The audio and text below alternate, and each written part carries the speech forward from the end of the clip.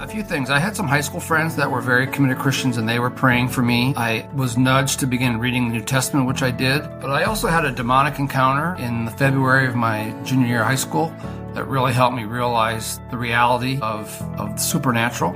And then I also had a near-death experience. So that all happened within about 4 or 5 months. And that really got my attention. My name is Mac Pier. I'm founder of Movementorg. I've been privileged to live and work in New York City for 40 years, and this is my Faithly story.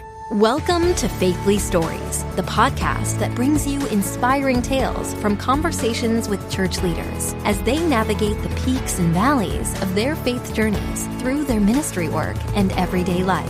Join us as we delve into their challenges, moments of encouragement, and answered prayers. The Faithly Stories podcast is brought to you by Faithly, an online community committed to empowering church leaders, pastors, staff, and volunteers. Learn more at faithly.co.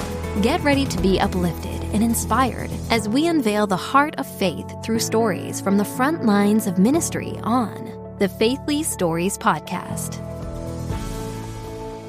So could you tell us how your faith journey started? My faith journey started in the Midwest, where I'm from. I grew up in the state of South Dakota in a small community.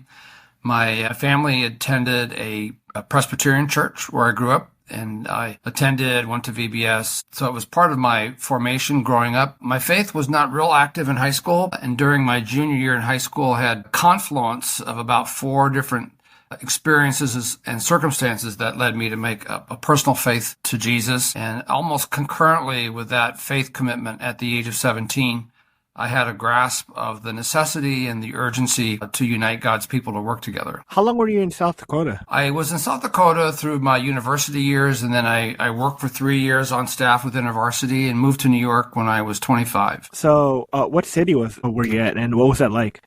Well, the city I lived in the last 3 years was the city of Sioux Falls. It's the largest city in the state. Today, it's actually quite a rapid growing city. We are members of a church there now called Central Church. One of our other church members there is Senator John Thune. The church has really attracted a lot of strong marketplace Christians, and it's had a big missions footprint all over the world. Could you kind of just expand on like what life was like, but also just like faith life in like Sure. a very rural area? I grew up in a town of 600 people. My great-grandfather, 110 years ago, started the 18th bank in the state. So when he started the bank, it was still very, very rural, very, very much in the pioneer stages of things. And my wife and I both grew up in small towns. It's predominantly a farming background, lots of agriculture. And so we went to small high schools. My high school graduating class was about 38. My high school whole high school is about 150. My wife's high school is a little bit smaller. She came from a community that had a lot of Scandinavians. Her family was evangelical Lutheran over the last several generations. So that was her roots. We met at the University of South Dakota in Vermilion, and we got very involved with the InterVarsity group there. InterVarsity really became a doorway into a deeper discipleship with some of its Bible and life conferences. We both attended the Urbana Missions Conference in 1979, which was very formational and life-changing. In fact, when we were there, we made a lifetime commitment to missions. So it was 45 years ago this month where we attended Urbana, along with about 17,000 other university students. And that was quite formational. So that was a bit of our journey there, growing up in the rural Midwest and meeting at university. So what were those confluences at your younger age where it brought you to faith? I had a few things. I had some high school friends that were very committed Christians, and they were praying for me. I was nudged to begin reading the New Testament, which I did. But I also had a demonic encounter in the February of my junior year of high school that really helped me realize the reality of the supernatural. And then I also had a near-death experience. So that all happened within about 4 or 5 months. And that really got my attention. It really raised the antenna for me of the supernatural, the reality of eternity, life and death kinds of issues. So I was paying attention in the summer of 1976 when it all came together for me. So what was the initial hesitation? Or was faith prominent in your family? We grew up in a church that I would consider to be fairly nominal. So we we were not anti-faith, but it wasn't something that was a central part of our lives. In my family, we had a mix of persons that were very faithful in going to church. We had others that rarely went to church, but we never really talked about our faith as a part of our value system as a family. And I think that's not uncommon, particularly in some rural areas. And I think too, like our parents were part of what are called the greatest generation. And they tended to be very quiet, particularly the men tended to be very quiet about things that were more private and internal. So that was a bit of the culture that we grew up in. It's also not uncommon in urban areas about faith in the home. Yeah. So could you elaborate on this demonic experience you had? Sure. I was living in the basement of my parents' house. I remember it was February of 1976. My bedroom was at the end of the hallway or the end of the basement, and the rest of the basement was dark. It was a weeknight, and I was studying, and I was laying on my bed, and I fell asleep. And as I fell asleep, I had a dream, and in the dream, I was doing exactly what I had been doing when I was awake, wearing the same clothes, laying on bed, studying. And then I noticed that there was a figure that had walked down the stairs to the basement and then walked the entire length of the basement into my bedroom, in a sense, to come and get me. And then I woke up, and it was very real. And there was a real sense that that the supernatural was real and very powerful. And it was an important contributor to get me to think about life beyond what can be seen. Wait, so what did this figure do or say, or you just noticed it? Well, really, once the figure entered into my room, then I woke up. So that was kind of the end of that encounter, but it was quite startling. And did this encounter ever repeat itself, or was this a one-time event? It was one time. Yeah. So that shocked you into going deeper into the supernatural? Well, it just made me aware of things that were beyond what we could see. That's like when you have that experience and you're reading the New Testament and you're reading about all these supernatural power encounters. I've had a little bit of the same experience when I've traveled to places like Delhi and have gone into a Hindu temple, and you can just feel the presence of the demonic. So really develop a sensitivity toward that. So I've been in different places around the world where you get a real sense that there's a lot of spiritual oppression.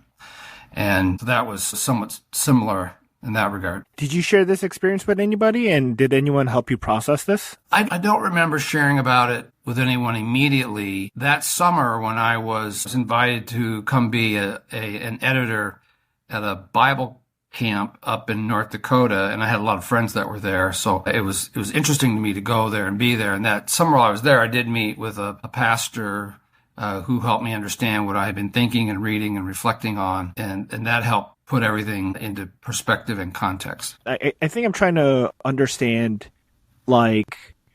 how did this experience shape you and propel you toward not just faith, but like a specific framework of a doctrinal understanding of the supernatural, right? Because you can either go the Orthodox Reform side or the more liberal Catholic side. And I have no idea where you land. So where did this journey take you? I'm just super curious. Yeah, I would say, so where the journey led me, I actually remember the date that I made a formal confession of faith, which was July 20th, 1976. And I remember that date because that was the date that I had this conversation with this pastor. And when I prayed with the pastor and he guided me into the prayer, it was really like having a veil come off of your eyes, and you're seeing things completely differently, in some ways almost for the first time. And there was a real sense, like when I've read N.T. Wright's autobiography of Paul, and he said that in Acts 9, when Paul was on his journey to Damascus, he had an explosion of truth in his mind and his heart. And that's a bit of what I had. I would say I had an explosion of truth in my mind and my heart. And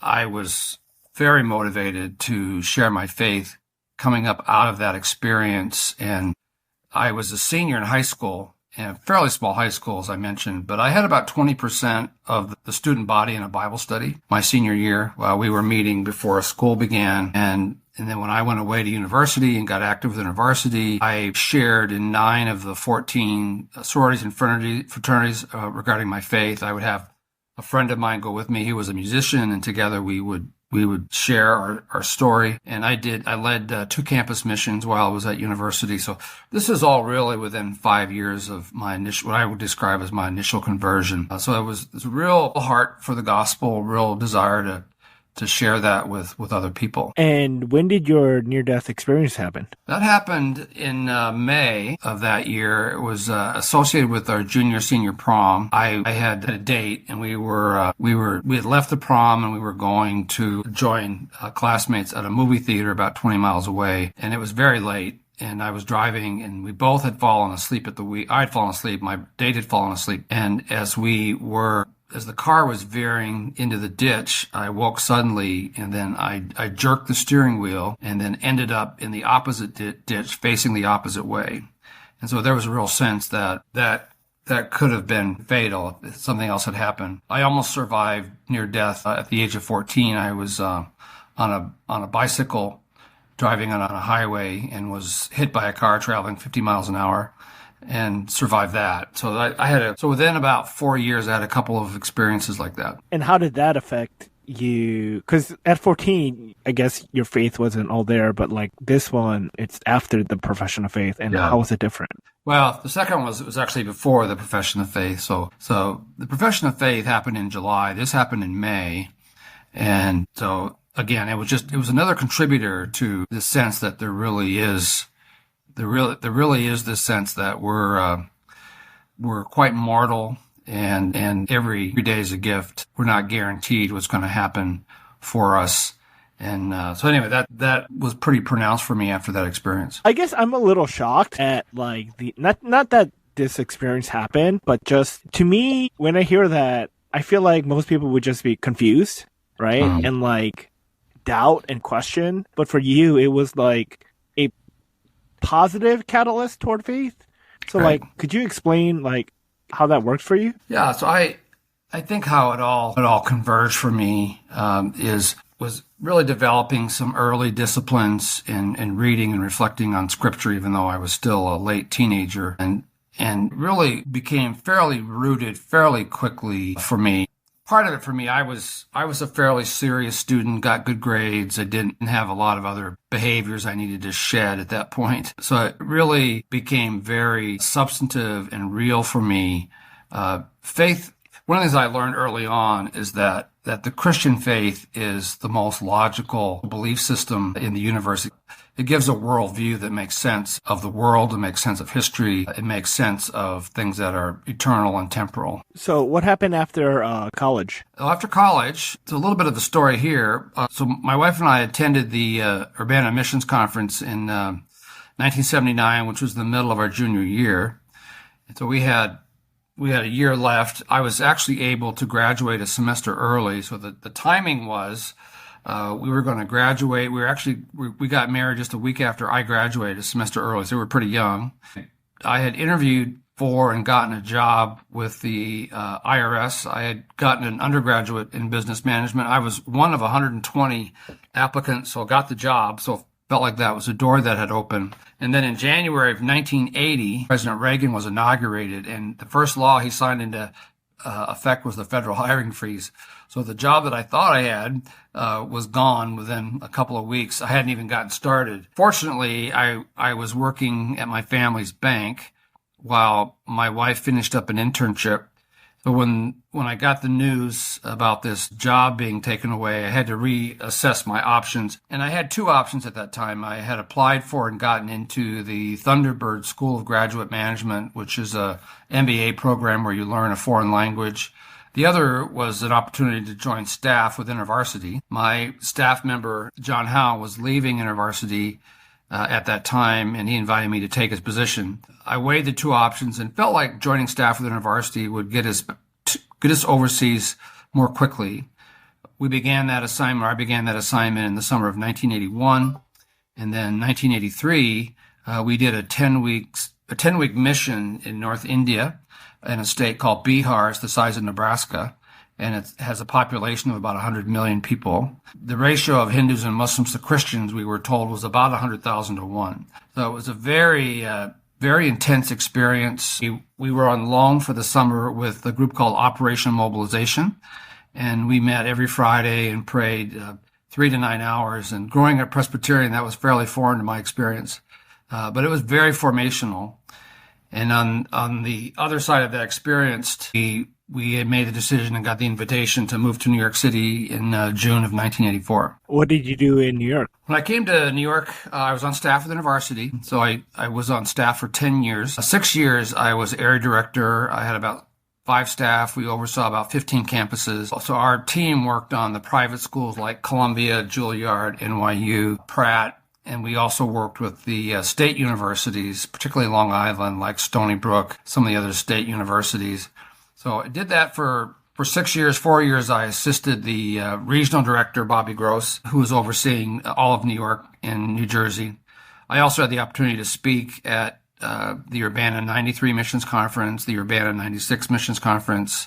I began to bring churches to pray together in 1987. I met some staff from Here's Life, which is Campus Crusades or Cruise Inner City Urban Ministry. And we met in June of 1987, and we decided to bring 16 churches to pray together on a Friday night, 1988. And during that season, it was really the beginning of what I call almost a murder pandemic in New York. We had 7 years in a row of 8 murders a day. That began in the late 80s into the early 90s. And because the city had become so violent, many of the churches and leaders in the city were feeling quite overwhelmed. So when we had that first prayer gathering, we invited those 16 churches, and 75 churches showed up. So it was quite a catalyst to really launch the Concerts of Prayer movement in the city. What did you do after InterVarsity? So after InterVarsity, in 1994, I joined the team of Concerts of Prayer International just to work full-time on the prayer movement. For the next 4 years, we were able to grow the prayer movement from about 600 churches to 1,300 churches that were involved in some capacity. So that went till 1998, and then we decided to become our own New York organization, and we became Concerts of Prayer Greater New York. So that began in 1998. And then in the year 2000, Tim Keller asked me to co-create with him what was called the Church Multiplication Alliance. And we took a couple of years to figure that out. But we started with about 10 denominations who wanted to do some church planning, particularly in and around Manhattan. And so we basically married Redeemer's expertise with our convening skills. And we did that for several years.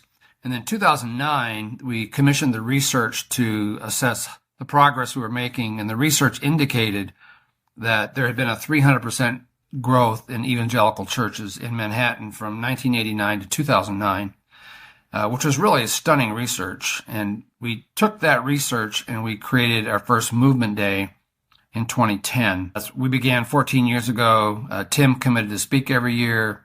And the first year we had people come from 34 states and 14 countries.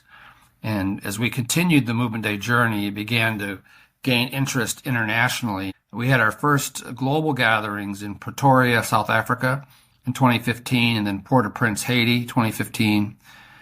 We began to work in Dallas in 2014. 2016, we invited the globe to come to New York at the Javits Center. We had 3,000 leaders from 400 cities and 95 countries. And coming out of that, we've really been trying to keep up with interests all over the world. I would say we have some form of presence in about 500 cities globally. So Movement Day started off as a church planning insight thing? It was, I would say that's what its roots were. Really, it was really a consultation that had as its vision bringing leaders from the same city in a room together to really ask the question, what is God doing in our city? What would we like to see him do over the next 10 years? What does that look like? So it definitely included church planning, but it also included a number of other efforts as well. So based on the research, you said there was a 300% growth, but is that including if churches like shut down and new ones were added, or is that a cumulative effect? It's definitely cumulative. Basically, in the 80s, the estimate is that on Manhattan, where there's 1.5 million people, there were about 9,000 people attending evangelical churches. And then when this research was commissioned in 2009, that 9,000 had become 45,000. So it was actually more than a 3% growth. When the research was commissioned again in 2014, the 3% had become the 5%. So I don't think we have enough knowledge to know what percentage of it was from conversion growth, what percentage of it was people that migrated into the city. But it was a really palpable change. Anybody that was here in the early 80s and then saw what life was like in 2014 could really tell a significant difference. So I would actually just ask you what it was like even though I grew up in New York, I spent most of my time in Queens. So I actually don't know what the climate of church was in the city. And I do know like Tim Keller was like influential in planning, right? Or in urban centers. But like, I guess now I take it for granted that like we have these churches that are planted in the city and there's like a bunch of them. So like, what was the climate like? And like, how did like the Tim Keller effect happen in New York City? Yeah, that's a good question. I think an important date to go back to would be like 1964. If you go back to 1964 and you Google what is the ethnicity of New York, at that time it was 88% white, 12% African American. In 1966, President Johnson signed the Immigration Act.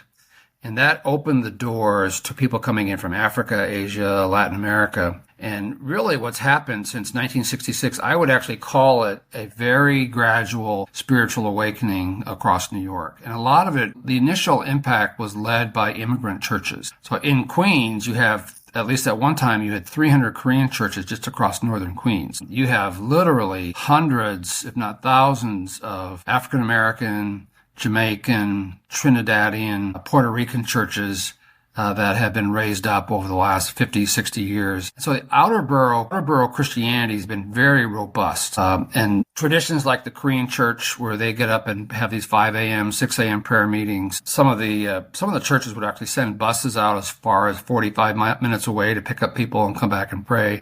Even though there's a lot of cultural expression there, it's also something I think God really has honored over the decades.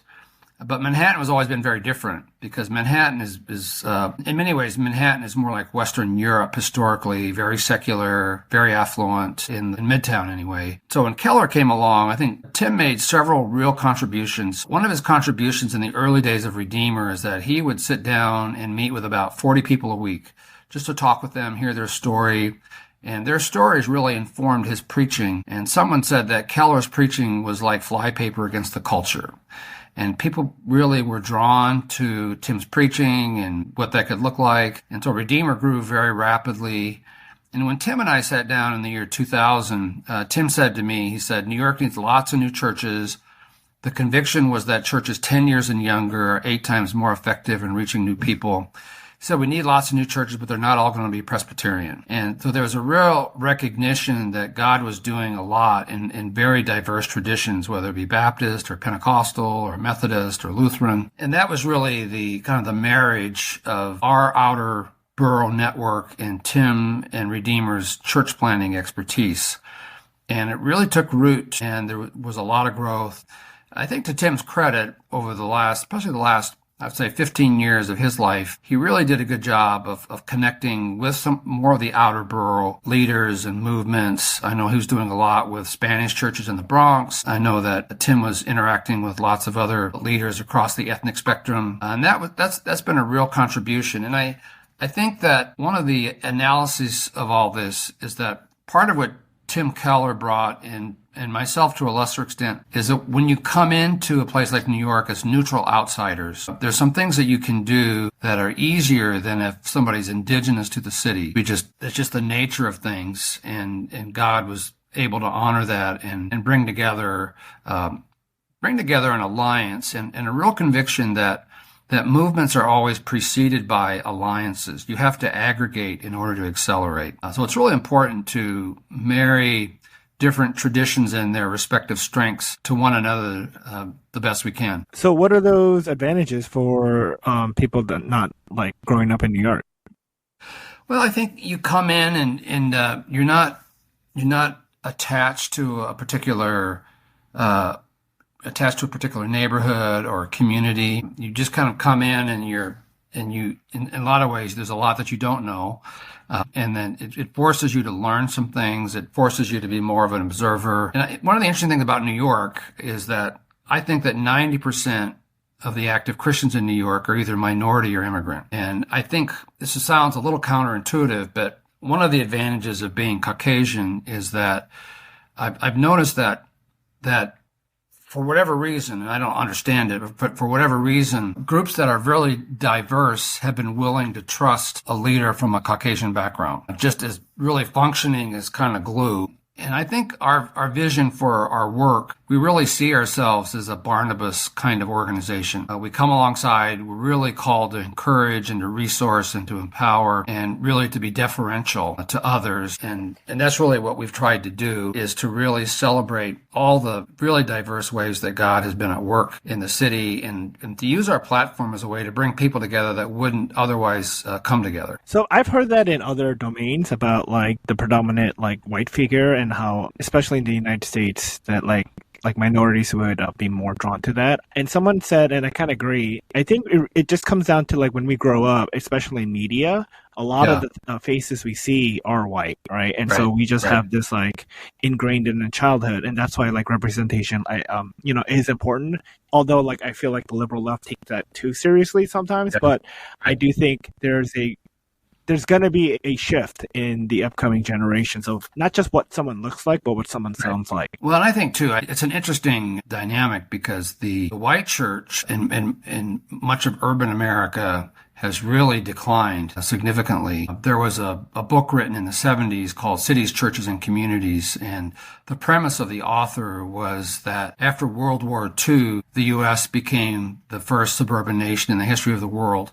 And the two things that fueled suburbanization were inexpensive housing and racism. And so you had a lot of flight out of a lot of cities. And the communities that stayed in the cities and really dug in their roots tended to be a lot of minority and immigrant communities who've been here for decades, if not centuries. And I'm particularly appreciative of the Pentecostal movement. I found that Pentecostal Christians have really adapted well in urban environments, and they've been very resilient. And so I just have a lot of respect for that community in particular. With the current landscape and the trend that I see, and I kind of want your feedback on this, is that like as the city gets more affluent, it gets gentrified more and more, right? And so the minorities gets pushed out, and the focal point becomes these young, like high-skilled labor, like white-collar people, and those people tend to like not really be looking for faith, but it just seems like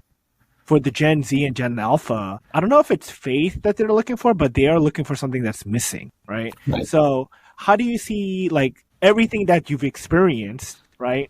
How does that look to you projected onto the upcoming generation, and how like they're so vastly different growing up in a vastly different like environment? Yeah, that's a great observation. I would just say as a general rule, there tends to be an inverse relationship between affluence and spiritual receptivity. And that's why historically, I think this is something that Tim Keller said at one time, the least likely person to be in church on a Sunday was a white male between 40 and 50. But now it is changing rapidly with Gen Z and Gen Alpha. I think Gen Z may be the first generation where Gen Zs around the world have more in common with each other than they do between themselves and even their parents. There was a French sociologist that said that the Gen Zs may be the first generation that are not embracing inherited religion. And that has implications both for young people that grow up in the church, but also an opportunity to influence people that come from different religious traditions. I think the implication of it is when you live in a fairly affluent society, and granted, there are lots of pockets of poverty in New York, but at a global level, we're in the top 99.99% of relative wealth around the world. The challenge is always going to be if people are going to grow spiritually, being relatively affluent, we have to challenge people to a radical form of discipleship. That's going to take some really skilled leadership in that regard. I've been very impressed with the research of Josh Crossman and his long essay, really important essay called The Great Opportunity. And he believes that unless something changes, that we will continue to lose about 1 million young people a year from the church, and that by 2050, half of the churches in America could be closed. So that's one forecast. And he has some really good antidotes to all that.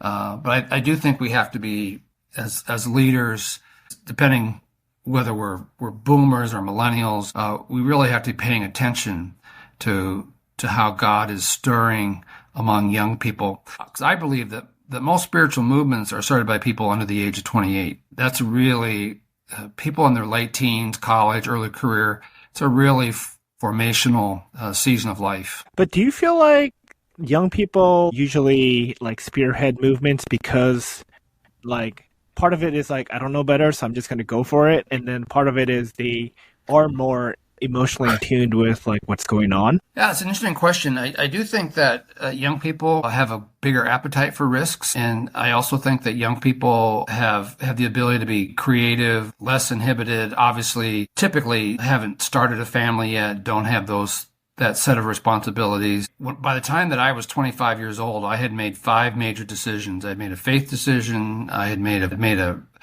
marriage decision. I had made a vocational decision. I had made a geographic decision. And if we're able to influence people, young people in that, and obviously people, especially in New York, get married later than 25. But if we're able to help people set their trajectory earlier in their lives, I think they'll be willing to take greater risks. I have a question about the church and when, church planting was happening in the 60s, 70s, 80s, and 90s, the imagery I have is just like, you have a pastor and a congregation and families, right? But as the family structure is like dwindling and people are delaying family structures, like I kind of see like a lot of young adults and like older adults, singles in churches.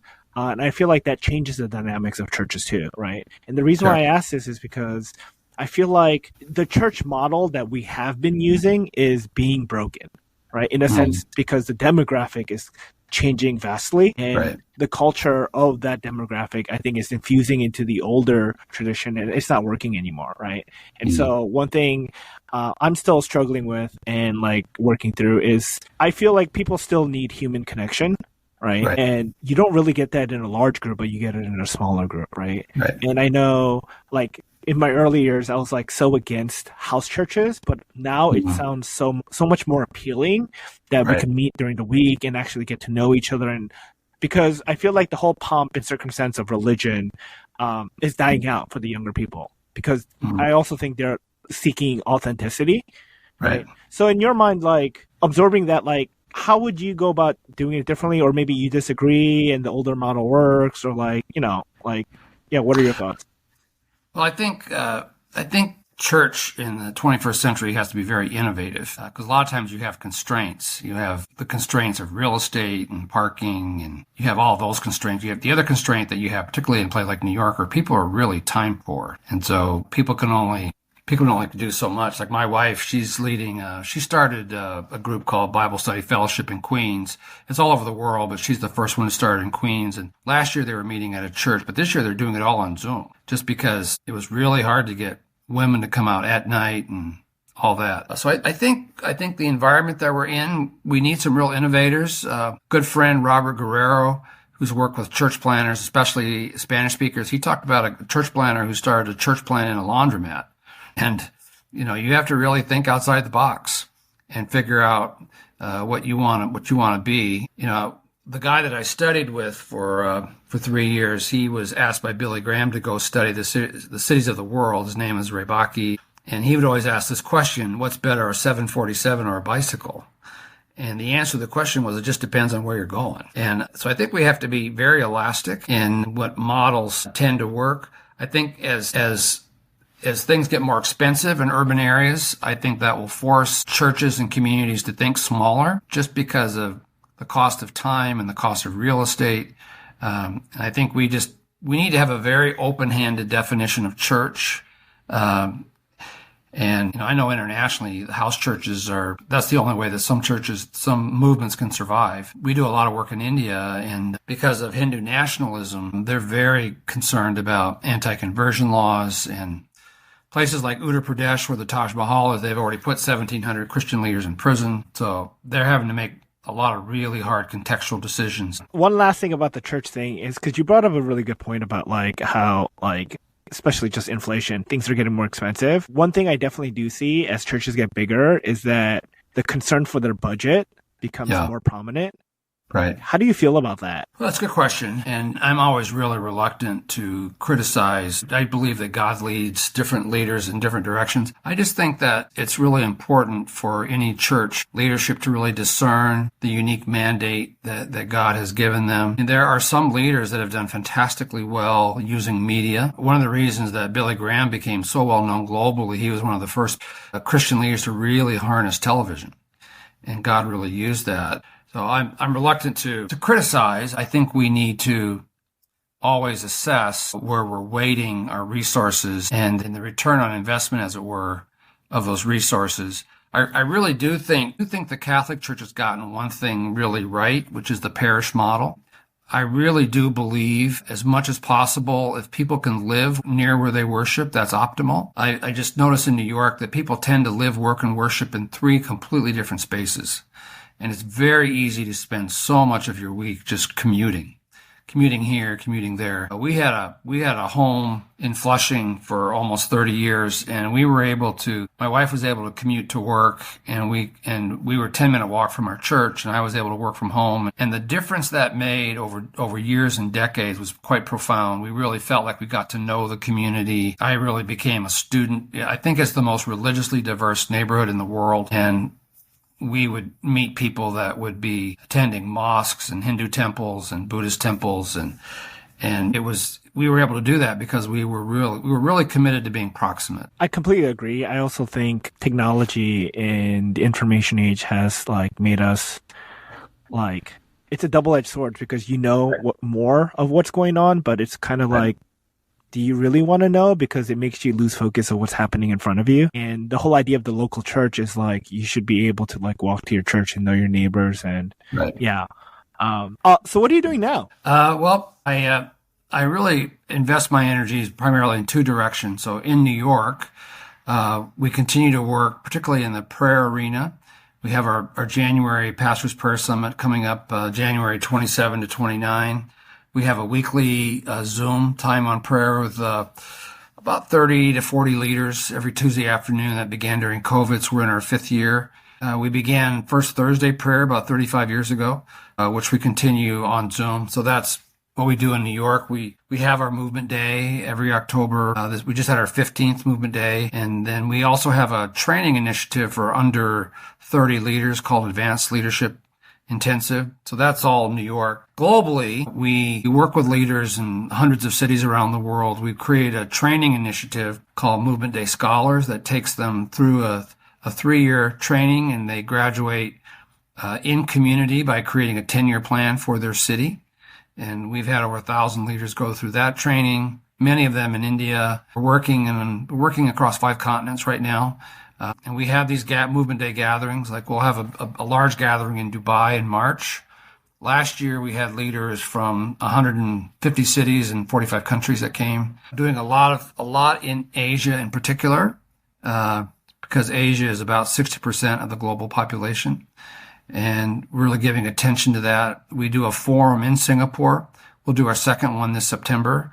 And then we're working with leaders, Africa, the Balkans, Brazil. It's a broad canvas for us. So, what are you hoping for at Faithly? Well, I know there's a need to have, my understanding of it, it's a bit of it's kind of a LinkedIn for people of faith. So that serves a really valuable purpose. And how can we be praying for you and your family? Yeah, can pray that we continue to see favor. We want to see the church become more muscular in New York in all the challenges that it faces and be more impactful. And then internationally, praying that God would foster greater and greater unity in some of these regions that are really facing overwhelming challenges. We're doing a fair bit of work in Beirut. They just had 400,000 people displaced during the war. So we're a bit of a thermometer on all that, so pray that God gives us favor and a way to contribute into those. All right. Thank you, Mac, for coming on. Sure. Thanks so much. All right. Bye, guys. Thank you for tuning in to the Faithly Stories podcast. We pray this episode gave you the encouragement you needed to continue on your journey. The Faithly Stories podcast is brought to you by Faithly, an online community committed to empowering church leaders, pastors, staff, and volunteers. The Faithly digital platform offers innovative and practical tools and resources to enhance connection, foster collaboration, and promote growth within the church and ministry space. Remember to subscribe, rate, and review our podcast to help reach more listeners like you. Stay tuned for more uplifting tales from the front lines of ministry on the Faithly podcast. Stay bold, stay faithful, and never underestimate the power of your own story.